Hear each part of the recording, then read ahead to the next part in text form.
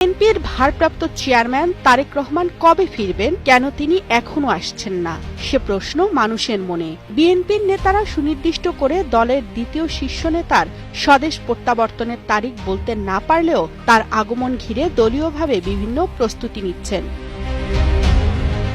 তারেক রহমানের স্বদেশ প্রত্যাবর্তনকে স্মরণীয় করে রাখতে চায় বিএনপি। সেদিন বিমানবন্দর সহ রাজধানীতে বৃহত্তম জমায়েত করার পরিকল্পনা রয়েছে দলের। সেক্ষেত্রে জুলাই বা আগস্টে তার ফেরার বিষয়ে কিছুটা অনিশ্চয়তার সৃষ্টি করেছে বর্ষা।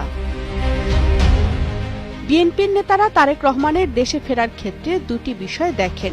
একটি ফেরা হতে পারে রাজস্বিকভাবে লাল গালিচায়, সেটি হতে পারে নির্বাচনে জয়ী হয়ে অথবা সরকার গঠনের আগে পরে। আরেকটি হতে পারে নির্বাচনের জন্য সরকারের ওপর চাপ তৈরি করতে বিশেষ প্রয়োজনে। তারেক রহমানের দেশে ফেরার পর তার নিরাপত্তা, বাসভবন, রাজনৈতিক কার্যালয় সহ অন্যান্য বিষয়ে প্রয়োজনীয় প্রস্তুতি নেওয়া হচ্ছে। আগামী জাতীয় নির্বাচনের দিনক্ষণ, দেশের রাজনৈতিক পরিস্থিতি এবং ব্যক্তিগত নিরাপত্তা সহ নানা দিক বিবেচনায় নিতে হচ্ছে। তবে জাতীয় নির্বাচনের তফসিল ঘোষণার ঠিক আগে অথবা তফসিল ঘোষণার পর দেশে ফিরবেন তারেক রহমান, এমন আলোচনা রয়েছে বিএনপির নেতাদের মাঝে।